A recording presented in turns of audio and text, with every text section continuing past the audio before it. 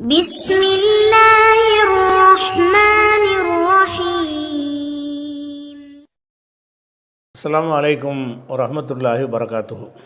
அன்பிற்குரிய சகோதர சகோதரிகளே, நீங்களும் ஆலிம்களாகலாம் என்கிற பாடத்தில் நேற்றைய தினம் சஹீஹுல் புகாரியுடைய 74வது ஹதீஸை நம்ம பார்த்து முடிச்சிட்டோம். இன்றைக்கு 75வது ஹதீஸு. அந்த ஹதீஸுடைய பாடத்திலிருந்து அதுக்கு பாட தலைப்பும் போட்டிருக்கிறாரு. அது தலைப்புக்கு கீழே ஹதீஸ் கொண்டு வர்றார். என்ன பாடம் என்றால், பாபு கவுலின் நபி ஸல்லல்லாஹு அலைஹி வஸல்லம், நபி ஸல்லல்லாஹு அலைஹி வஸல்லம் அவர்கள் கூறியது பற்றிய பாடம். கவுலுனா கூறுதல், சொல்.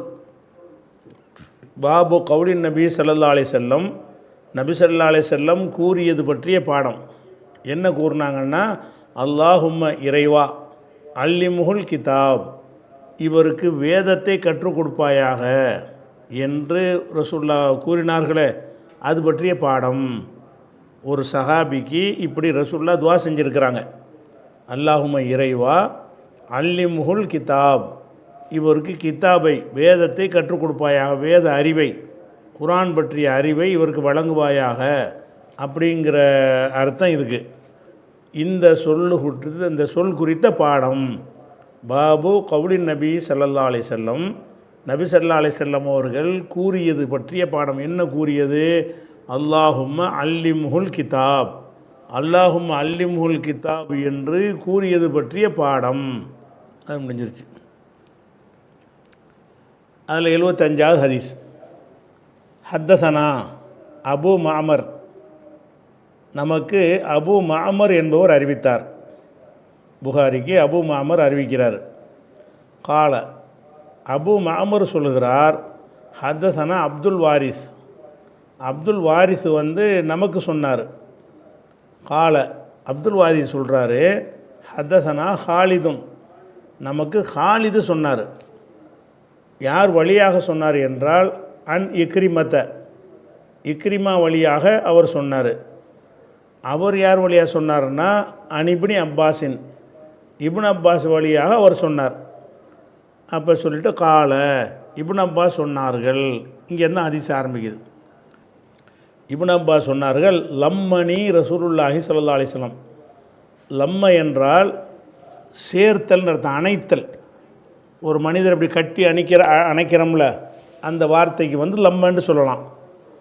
ஒன்றோடு ஒன்று சேர்க்கிறோம்ல, அதையும் லம்மன்னு சொல்லலாம். லம்மன்னா சேர்க்கிறது. லம்மன்னு சொன்னால் தனியாக இருக்கிற ரெண்டு பொருளை ஒன்றா சேர்க்கிறது, ரெண்டு பொருளை எடுத்து ஒரு கைத்தை பெண்டல் போட்டு வைக்கிறது, சேர்த்து கட்டுறது, இந்த மாதிரி ஒரு அர்த்தத்துக்கு லம்மன்னு வரும். மனுஷனோட வரும் பொழுது கட்டி அணைத்தார்கள் அர்த்தமாயிரும். லம்மணி, என்னை அணைத்து கொண்டார்கள். இப்னு அப்பாஸ் சொல்கிறாரு, என்னை அணைத்து கொண்டார்கள் ரசூலுல்லாஹி ஸல்லல்லாஹு அலைஹி வஸல்லம், அல்லாஹ்வுடைய தூதர் என்னை அணைத்து கொண்டு வகால சொன்னார்கள், அல்லாஹும்ம இறைவா அல்லிமுல் கிதாப், இவருக்கு வேதத்தை கற்றுக் கொடுப்பாயாக என்று சொன்னார்கள். எனக்காக ரசூலுல்லாஹ் துஆ செஞ்சாங்கங்கிறார். இப்னு அப்பாஸ் எனக்காக வேண்டி ரசூலுல்லாஹ் நினைஞ்சாங்க. சொந்தக்கார வரையை தானே, சின்ன அப்பா மகன் தானே. அப்போ சின்ன அப்பா மகன்கிற வகையில் தம்பி முறை வருது. அப்போ இந்த தம்பிக்காக என்ன செய்கிறாங்கன்னா, அல்லாஹும்ம அல்லிமுல் கிதாப், இறைவா இவருக்கு கிதாபை கற்றுக் கொடுப்பாயாக என்று சொன்னார்கள். அதை துஆ செஞ்சார்கள். இவருக்கு தான் அந்த துஆ செஞ்சாங்கங்கிறதுனால அதே பாட தலைப்பு ஆக்கிறார். இதில் கூடுதலாக ஒன்று தெரிஞ்சுக்கிறதுக்கு ஒன்றுமே இல்லை, சும்மா விளக்கம்லாம் அவசியம் இல்லை. அடுத்தது பாபுன், பாபுன் கூட வேண்டியில்லை, பாபுன்ட்டு வச்சுக்கிடலாம். பாபு மத்தா யசிஹு சமாவு சகீர், சகீர்னா சிறுவன், சமானா காதில் கேட்குறது, செவியுறுதல். சமானா என்னது? செவியுறுதல். மத்தா யசிஹு, சஹனா செல்லும்னு அர்த்தம், செல்லத்தக்கதுக்கு சொல்லுவாங்க. சஹீஹுங்கிறோம்ல, இந்த சஹீஹில் இந்த சொல்லு தான். ஹதீஸில் சஹீஹு லைஃப்லாம் சொல்கிறீங்கள, சஹீனா சரியானது. அப்போ மத்தா யசிஹு, எப்போது சரியாகும், செல்லத்தக்கதாக ஆகும். மத்தா யசிஹு என்றால் எப்போது செல்லுபடியாகும். சமாவு சகீரி, சிறுவர்கள் கேட்டது, சிறுவராக இருக்கும்போது ஒரு செய்தியை கேட்குறாருன்னு வைங்க, அதை என்ன சொல்ல வர்றாருன்னு கேட்டால், ஒரு ஹதீஸ் அறிவிக்கிறாங்க, ஒரு சஹாபி அறிவிக்கிறார். அறிவிக்கிற சஹாபி வந்து ரசூலுல்லாஹ் மௌத்தா போகும்போது அவருக்கு 4 வயசுன்னு வைங்க. 4 வயசாக இருக்கும்போது அறிவிக்கலாம் மனுஷனுக்கு. அப்போ என்ன செஞ்சுருப்போம், இவர் வந்து ரசூலுல்லாஹ்ட்ட அறிவிச்சிக்க வாய்ப்பு கிடையாது, இவர் வேறு யார்கிட்டையே கேட்டு தான் அறிவிச்சிருப்பார் அப்படின்னு சொல்லிடுவோம். அப்போ எத்தனை வயசு வரைக்கும் இருந்தால் அவர் கேட்டார்னு எடுத்துக்கொள்ளலான்னு ஒரு கணக்கு இருக்கணும்ல. எத்தனை வயசு வரைக்கும் இருந்தால் அது செல்லுபடியாகும் அப்படிங்கிறதுக்கு ஒரு பாடம். இப்போ ஹதீஸ் அறிவிக்கிறாருன்னா ஒருத்தர், இப்போ இப்னு அப்பாஸ் அறிவிக்கிறாருன்னா, இப்னு அப்பாஸ் ரசூலுல்லாஹ் மௌத்தா போகும்போது என்ன வயசு, அவரை 5 வயசு பிள்ளையாக இருந்து அவர் அறிவிக்கிறது ஹதீஸ் ஆகுமா? ஒரு கணக்கு ஏதாவது இருக்கணும்ல.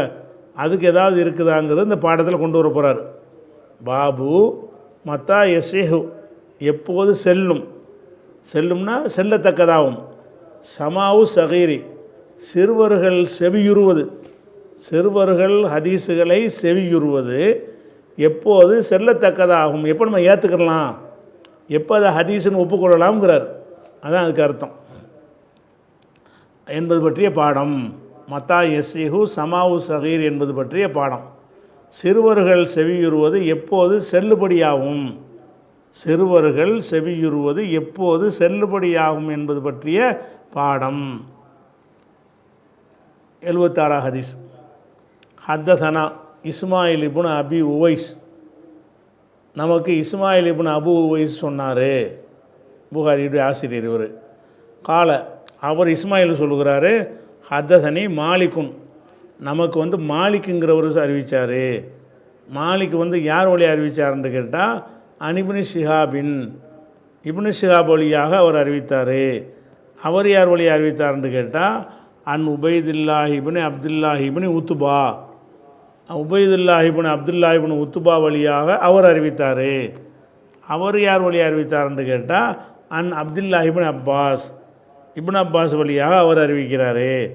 அப்போ இப்னு அப்பாஸுங்கிற சஹாபி தான் இந்த ஹதீஸுடைய ஃபஸ்ட் அறிவிப்பாளர். அவர்கிட்டருந்து இவர் கேட்டு புகாரிக்கு வந்திருக்கிறார்.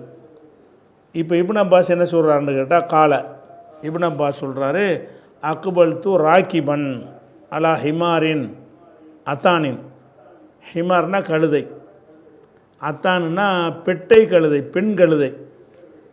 அக்பல் து, நான் வந்து முன்னோக்கி வந்தேன், ராக்கிபன் ஏறியவனாக, சவாரி செய்தவனாக, அலா ஹிமாரின் அத்தானின், பெட்டை கழுதையின் மீது ஏறியவனாக நான் முன் வந்தேன்.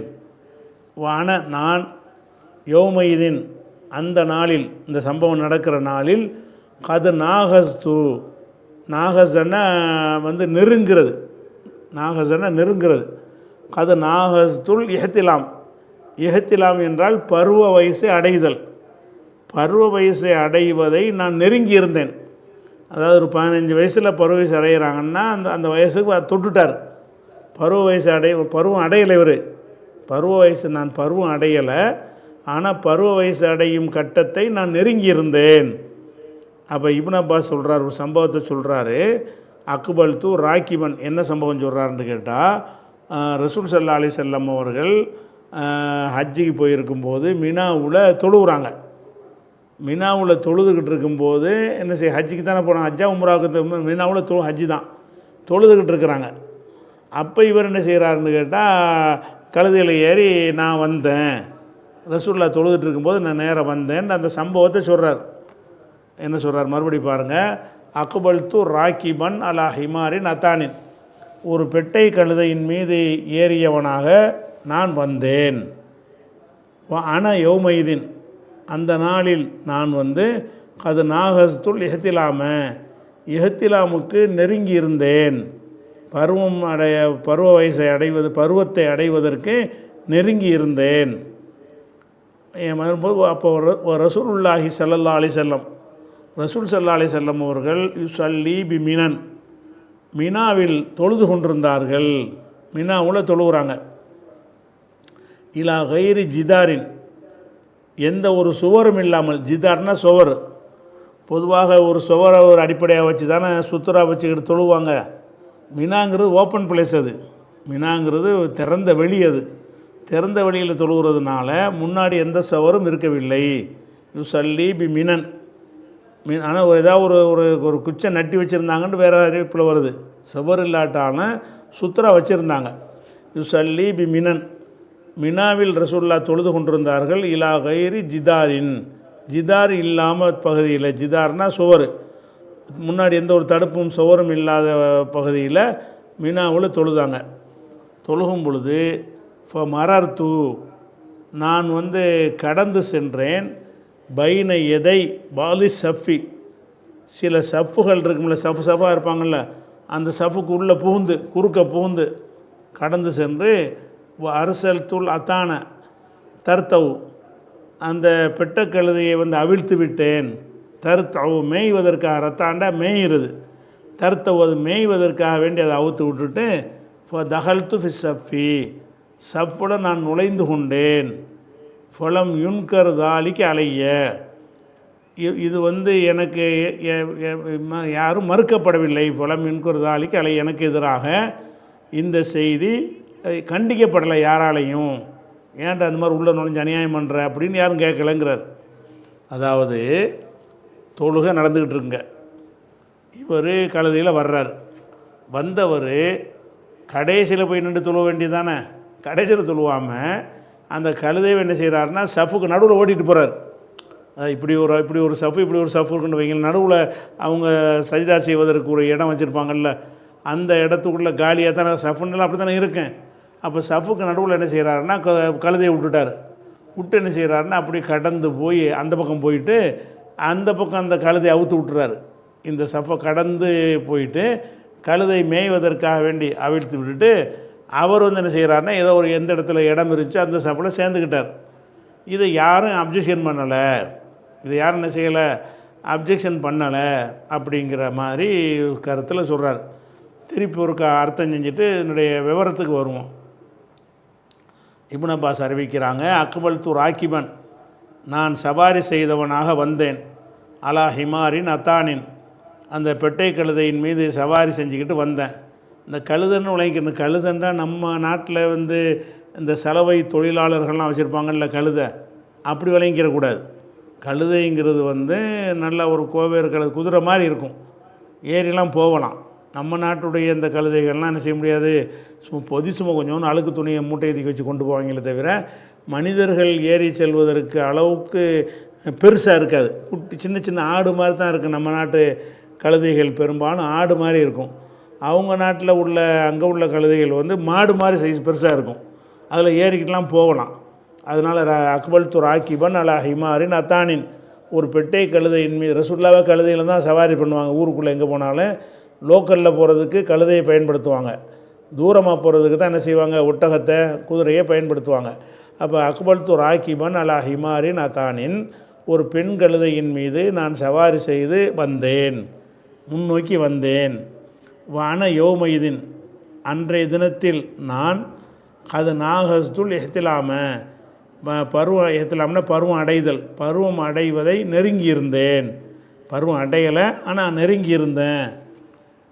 அப்போ ஒரு ரசூலுல்லாஹி ஸல்லல்லாஹு அலைஹி வஸல்லம், அல்லாஹ்வுடைய தூதர் அவர்கள் யுசல்லி பி மினன், மினாவில் தொழுது கொண்டு இருந்தார்கள். இலா கைரி ஜிதாரின், சுவர் இல்லாமல் திறந்த வெளியில்ங்கிறதுக்கு அந்த வார்த்தையை போடுறார். திறந்த வெளியில் அவங்க தொழுது கொண்டு இருந்தார்கள்.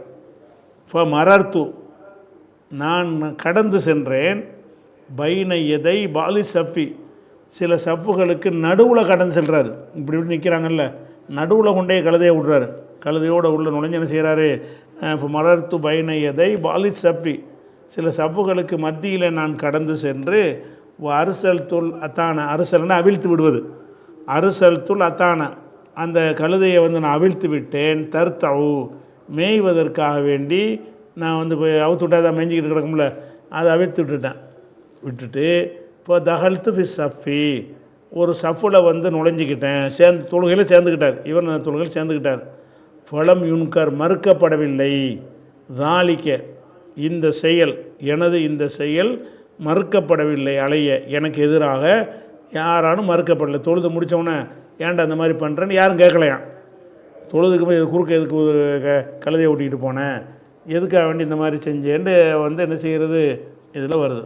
அப்போ இந்த செய்தியிலேருந்து அவர் புகார் என்ன செய்கிறாருன்னு கேட்டால், ஒரு சிறுவர்களாக இருக்கிறவங்களுடைய அறிவிப்பை எப்போது ஏற்றுக்கொள்ளலாம் அப்படிங்கிறதுக்கு இந்த ஒரு ஆதாரத்தை கொண்டு வர்றார். இவர் பருவ வயசு அடைகிறதுக்கு முந்தி இந்த செய்தியை அறிவிக்கிறார். இப்னு அப்பாஸ் அறிவிக்கக்கூடிய நேரத்தில் அவர் என்ன இல்லை, ஒரு இளைஞராக ஒரு பெரிய ஆளாக இருக்கல. அவர் பருவ வயசு அடையிறனா ஒரு 14 15 வயசு ஆளாக இருக்கிறார். அதுதான் பருவ வயசு அடைகிற நேரங்கிறது. அப்போ பருவ வயசுங்கிறது பெரும்பாலும் ஆண்கள் 15 வயசில் பருவம் அடைவார்கள்னு சொன்னால், இவர் 14 வயசோ அந்த மாதிரி நெருக்கத்தில் இருப்பார். அப்போ இவர் புகாரி எதுக்கு இதை கொண்டு வர்றாருன்னு கேட்டால், இந்த செய்தி அறிவிக்கிறவர் தன்னுடைய வயசையும் சேர்த்து சொல்கிறார். அப்போ இந்த வயசில் இருக்கிற ஆளுக்கு சொல்கிறது கொஞ்சம் கரெக்டாக இருக்கும், அதை ஏற்றுக்கிறலாம். பருவ வயசு நெருங்கிட்டாங்கன்னு சொன்னால், பருவம் என்ன பொதுவாக மார்க்கத்துடைய விஷயங்களுக்கு பருவம் அடைஞ்சால் தானே கடமையாகும். தொழுகை எப்போ கடமையாகும்? பருவம் அடையணும். நோன்பு எப்போ கடமை? பருவம் அடையணும். ஹஜ்ஜி எப்போ கடமை? பருவம் அடையணும். அப்போ ஹதீஸ் அறிவிக்கிறதுக்கு பருவம் அடையணுமா? வேண்டியதில்லை. அது நெருக்கி தான் இருந்தார், பருவம் அடையலை இவர். அப்போ பருவம் அடையாமல் இருக்கும்போது இவர் என்ன செய்கிறாருன்னு கேட்டால், நடந்த சம்பவத்தை நமக்கு சொல்கிறாரு, நம்ம ஏற்றுக்கிட்டு இருக்கிறோம். அப்போ இந்த மாதிரி ஆட்கள் வயசில் உள்ளதை நம்ம ஏற்றுக்கொள்ளலாம்ன்றது இதை கொண்டு வர்றார். ஆனால் ஆதாரமாக கொண்டு வர்றதா இருந்தால் வஹியத்தான் ஆதாரமாக கொண்டு வரணும். இப்னு அப்பாஸ் அறிவிக்கிற சரிப்பா, அதை ஏற்றுக்கிறலாங்கிறதுக்கு ஒரு ஏதாவது ஹதீஸில் காட்டணும். இப்னு அப்பாஸ் அறிவித்தார் என்பதுக்கு தான் இது ஆதாரமே தவிர, அவர் அறிவித்ததை ஏற்றுக்கொள்ளலாம் என்பதற்கு இவர் ஆதாரம் காட்டலை. புகாரி ஆதாரம் காட்டுறாருந்தா என்ன கருத்தை சொல்கிறோமோ அந்த கருத்துக்கு வஹி ஆதாரம் காட்டணும். இப்னு அப்பாஸ் அறிவித்தார் என்பது ஆதாரமாக, அறிவித்ததை ஏற்றுக்கலாமாங்கிறதுக்கு வேறு ஆதாரத்தை தான் காட்டணும். இப்னு அப்பாஸ் அறிவித்தது ஆதாரம் ஆயிருமா? அவர் ஆதாரம்னு காட்டுறாரு. இப்னு அப்பாஸ் பார்த்தீங்களா, இப்னு அப்பாஸ் பருவ வயசு அடைகிறதுக்கு முன்னாடி அறிவிச்சிருக்கிறாரு. அப்போ அறிவிச்சிருக்கிறார், ஓகேங்க. அறிவித்தா நம்ம ஏற்றுக்கலாமாங்கிறதுக்கு என்ன ஆதாரம்? ஆதாரம் இல்லை. ஆதாரம் அவர் சொல்லலை. புகாரி என்ன செய்யலை, ஆதாரம் சொல்லலை. நம்மளும் ஏற்றுக்கலாம்னு தான் சொல்கிறோம். ஏற்றுக்கலாம்ன்ற தலைப்பு போட்டார்னு சொன்னால் அதுக்குரிய ஆதாரத்தை கொண்டாந்து காட்டாமல் ஏற்றுக்கலாங்கிறார். ஆதாரம்னு ஒன்று காட்டணும்ல. அவர் என்ன காட்டுறாரு, இப்னு அப்பாஸ் பருவ வயசு அடைகிறதுக்கு முன்னாடி நடந்த சம்பவம் இது, அந்த சம்பவத்தை யாவும் வச்சு சொல்கிறாரு. அப்போ அந்த வயசுலேயே விஷயங்கள்லாம் புரிஞ்சுக்கிற இயலும், பருவ வயசு அடைகிறதுக்கு முன்னாடி என்ன செய்ய முடியும், அப்படி இயலும் அப்படிங்கிறதை வைத்து கொண்டு சிறுவர்கள் அறிவிப்பதாக இருந்தால் பருவ வயசுக்கு நெருங்கி இருக்கணும் அப்படின்னு ஒரு சட்டம் எடுக்கிறார் இவர். எடுக்கலாம். எப்போ எடுக்கலான்னு கேட்டால், இது வஹி, இது ரசூல்லா அங்கீகரித்தா எடுக்கலாம். ரசூல்லா இவர் அறிவித்ததுக்கு ரசூல்லா சாட்சியாக இருக்கல, ரசூல்லாவுக்கு பிந்தியில் அறிவிக்கிறார் இவர். அதனால் இது இப்னு அப்பாஸுடைய ஒரு செயல், அவ்வளவுதான். ஆனால் பொதுவாக என்ன ஆதாரம் காட்டலாம் இதுக்கு? இந்த மாதிரி ஆதாரம் காட்டுறதை விட்டுட்டு பொதுவாக ஒரு விஷயத்தில் உலகத்தில் சின்னவர்கள் சின்ன பிள்ளைகள் சொல்வதையெல்லாம் நம்ம சில விஷயங்கள் ஏற்றுக்கிறோம், சில விஷயத்தை ஏற்றுக்கிற மாட்டோம். 5 வயசு பிள்ளை விஷயத்துக்கு நம்ம ஏற்றுக்கிற மாட்டோம். மனப்பாடம் பண்ணுற விஷயத்துக்கு ஏற்றுக்கிறோம். மனப்பாடம் பண்ணி துவாவை மனப்பாடம் பண்ணி கொடுத்தோன்னு வைங்க, அது சின்ன பிள்ளைகளை மனப்பாடம் பண்ணிக்கிடுவாங்க. சிந்தி சொல்கிற விஷயமாவது ஒரு 10 வயசு இருக்கணும்னு நம்ம நினைப்போம். உலக வழக்கத்தில் ஒரு 10 வயசு இருந்தாலும் நம்ம ஏற்றுக்குருவோம்ல. உலகத்தில் அப்படி ஏற்றுக்கிற வழக்கம் இருக்குது, நம்ம கண்ணு முன்னாடி பார்க்குறோம். 10 வயசுடைய ஒரு ஆள் ஒரு ஹதீஸை, ஒரு செய்தியை கேட்டு அறிவிக்க இயலும், பருவ வயசு அடைஞ்சிருக்க அவசியம் கிடையாதுன்னு நம்ம நடைமுறையில் வழங்குறோம்ல. அது ஆதாரமாக அவர் காட்டிட்டு போயிருக்கலாம். அதை விட்டு என்ன செய்கிறாருன்னு கேட்டால் இவருடைய செயலை காட்டுறாரு. அது போக இதில் இன்னொரு விஷயமும் இருக்கிறது. என்ன விஷயம் இருக்குதுன்னு கேட்டால், இவர் செஞ்சது தப்பான விஷயம். இவர் என்ன செய்கிறாரு, இப்னு அப்பாஸ் கழுதையில் வந்தார்னு சொன்னால் சஃப்பில் தொழுதுட்டுருக்குறாங்க. தொழுதுட்டுருக்கும்போது அவர் கடைப்பிடிக்க வேண்டிய ஒழுங்கு என்னன்னு கேட்டால், கடைசி வரிசையெல்லாம் போய் நிற்கணும். அவர் சஃப்புக்குள்ளே கழுதை ஓட்டிகிட்டு போகிறாரு. தொழுதுகிட்டு இருக்கிறாங்க, தொழுதுட்டுருக்கிற சஃப்புக்கு மத்தியில் என்ன செய்கிறாரு, கழுதையை ஓட்டிக்கிட்டு போகிறாரு. ஓட்டிகிட்டு போய் இந்த சஃப்புலேருந்து இப்படி இருக்கல, இப்படி கடந்து அங்கொண்டே நிப்பாட்டி போட்டு அங்கனுக்குள்ள ஒரு இடத்துல சஃப்பில் சேர்ந்துக்கிட்டாரு அப்படின்ட்டு வரும் என்று சொன்னால், அப்போ இதை நீங்கள் ஆதாரம் காட்டினீங்கன்னா என்ன செய்யணும்? அப்படி செய்யலாமா? இப்போ இவர் ஏன் யாரும் கண்டிக்கலை? இவர் செஞ்ச வேலை கண்டிக்கிற வேலை தானே. தொழுதுகிட்டு இருக்கிறாங்க சஃப்புலங்க, நடுவில் ஒருத்தர் பூந்து போகிறாங்க, நடந்து போனாலும் கண்டிப்போமுங்க. கழுதையில் ஏறிட்டு போனால் கண்டிக்க மாட்டோமா? பள்ளிவாசலில் தொழுகை நடந்துக்கிட்டு இருக்கிறது. குறுக்க 2 சஃப்புக்கு நடுவில் ஒருத்தன் குறுக்க போகிறான். தொழுகை ஜமாத்து நடந்துக்கிட்டு இருக்கும்போது குறுக்க போகிறான். அப்படி போகும்போது நம்ம என்ன செய்வோம்? ஏன்டா அப்படி குறுக்க போகிறேன்னு கண்டிப்போம். அதுலேயும் நடந்து போனால கண்டிப்போம் என்று சொன்னால், ஒரு வாகனத்தில் ஏறிக்கிட்டு அது வாகனத்தை 2க்கு நடுவில் விட்டான்னு சொன்னால் கூடுதலாக கண்டிப்போம். அப்போ இப்னு அப்பாஸ் செஞ்சது ஒரு கண்டிக்கத்தக்க ஒரு செயலை தான் செஞ்சுருக்கிறாரு. ஆனால் யாரும் கண்டிக்கலை. எதனால் கண்டிக்கலைன்னு கேட்டால், சின்ன பையலை இப்போ கண்டிக்கலைன்னு விட்டாங்க, அவ்வளோதான். அப்படி தானே எடுத்துக்கிறீங்க. இப்னு அப்பாஸ் செஞ்ச செயலை பெரிய ஆள் செஞ்சு தான் நினைஞ்சிருப்பாங்க.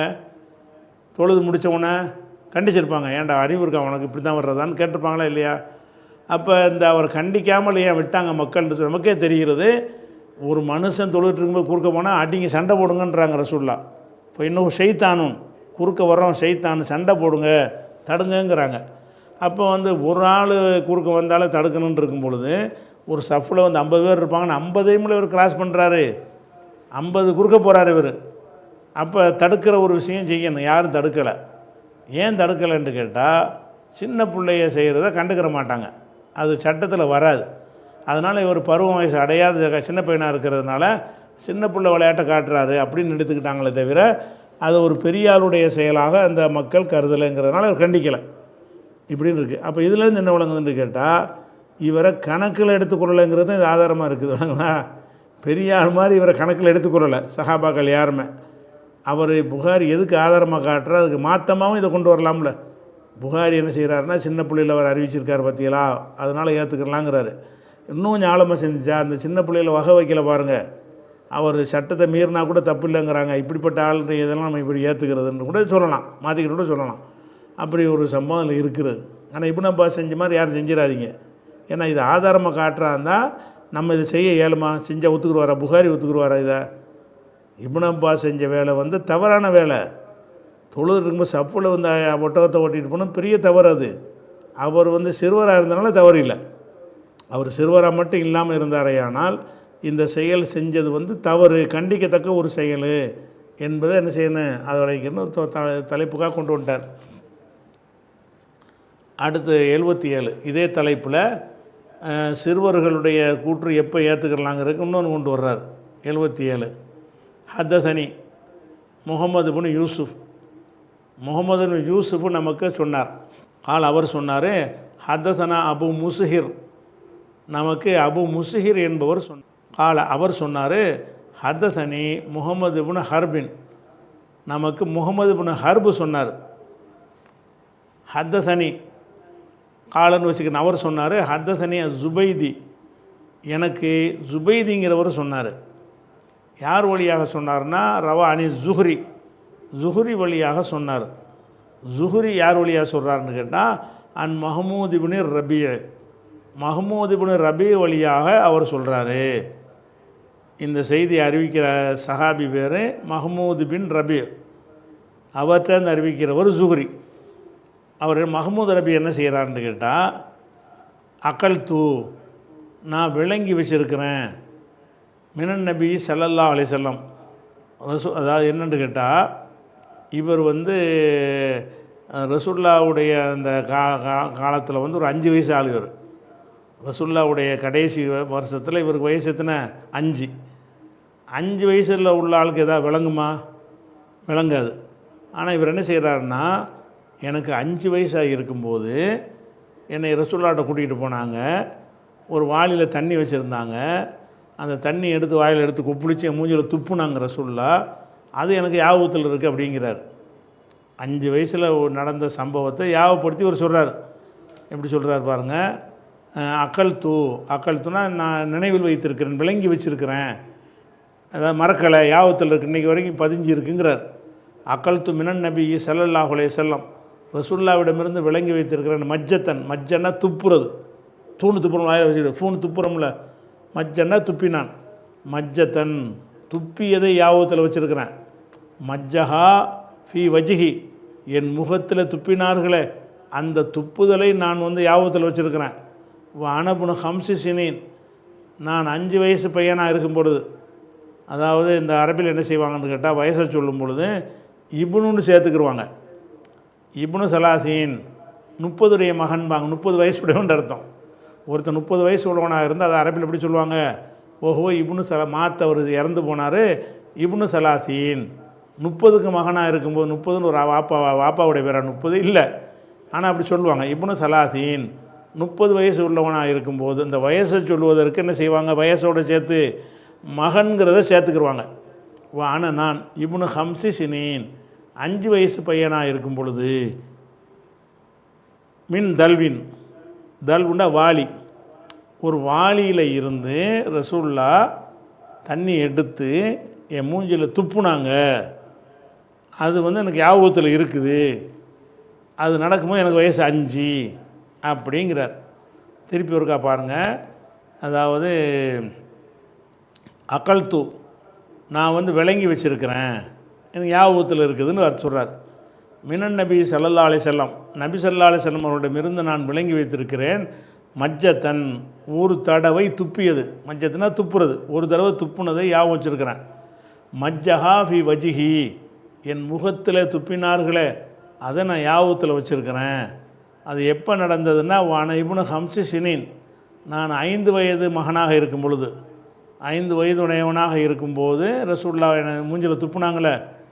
எங்கேருந்து துப்புனாங்கன்னா மின் தல்வின், வாளியிலேருந்து தண்ணி எடுத்து வாயில் கொப்பிடிச்சு மூஞ்சில் துப்பி விட்றாங்க. அந்த குழந்தை மேலே துப்பி விட்றாங்களாம்.